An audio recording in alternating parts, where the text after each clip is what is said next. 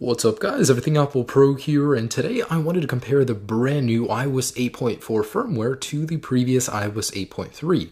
Now iOS 8.4 isn't officially out, so this isn't the conclusive result, but it'll give us a pretty good idea of how this new firmware compares speed-wise to iOS 8.3. Now there have been several complaints about Wi-Fi in iOS 8. I want to take a look at that too as well in 8.4, see if the Wi-Fi got any better, and real quick I'm just going to show you the features, pretty much see how iOS 8.4 compares to the previous iOS 8.3 and really is it worth updating to. Now I will be performing this test on both an iPhone 5 and an iPhone 4S. I've had a lot of people ask me to do it on a 4S because the 4S being the slowest device out of all of them that supports the newest iOS 8.4 firmware. Now iOS 8.4 will likely be the very last firmware the iPhone 4S will ever see. In fact, it's surprising that Apple kept it in line for so long. I really didn't expect to see the 4S being supported so long, so props for Apple for doing that.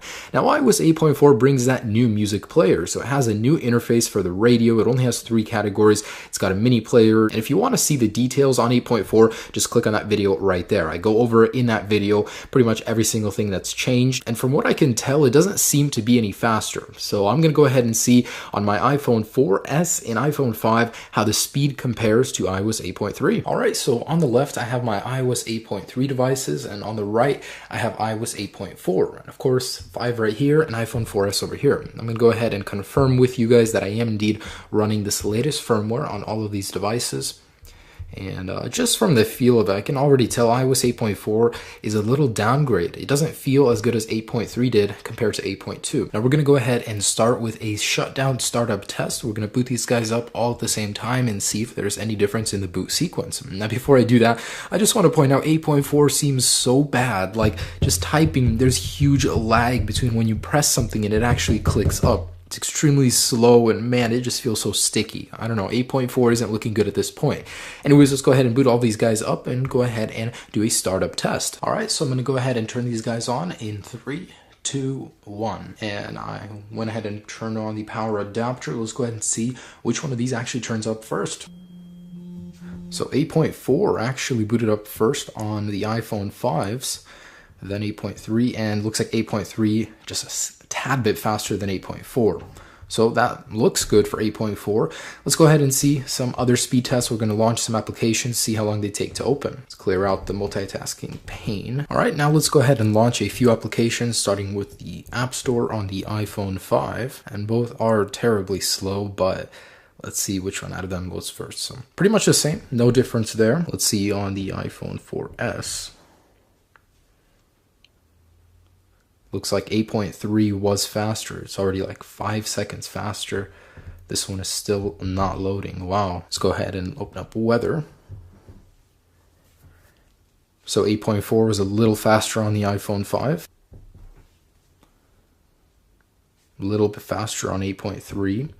So from what I'm seeing so far, it looks like iOS 8.3 is a little faster on the 4S, but 8.4 is faster on the iPhone 5. Could Apple be making the iPhone 4S obsolete by slowing it down on the latest firmware? A little bit suspicious there. Let's go ahead and see maps. Okay, so 8.4 is a little faster again there.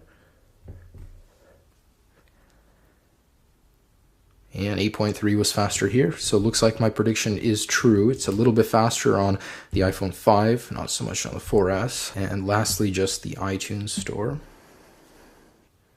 So a little bit faster on 8.4. And 8.4 was faster on the 4S. Interesting result. Let's go ahead and run a Geekbench on these guys, see if the actual numbers support my theory that it's slower on the 4S. So let's go ahead and clear everything out. Alright, and here we go. Wow, so the scores are identical on the iPhone 5, 705 and 1274. Well, the animations say otherwise. When opening stuff up, it's a little bit faster on the iOS 8.3 device. And I totally understand it's not a fully completed firmware, so the final result may be different, but it's interesting. The scores are exactly the same. I've never seen that before. All right, and there you go. So looks like the scores are almost identical as well. very little difference. So speed-wise, I'm getting mixed feelings here. It seems like 8.4 is better on newer devices and worse on older devices overall, but the Geekbench score says otherwise. Anyways, lastly, let's go ahead and do a Wi-Fi speed test, one at a time, of course, to go ahead and get a feel for how the Wi-Fi is different in 8.4. All right, so I've ran all of these speed tests, and what I can see is that on the 4S, the speed has significantly gone down. When it comes to download speed on the iPhone 5, it's relatively the same, maybe a little bit worse. So overall, iOS 8.4 is looking okay on newer devices, not so much on older devices. The very last test, I just want to go ahead and load a web page, and let's see how they compare. All right, so here we are. Just going to load one last web page for one last test. Here we go on the iPhone 5. Identical, no difference there. And on the 4S, 8.4, about a full 2 seconds faster.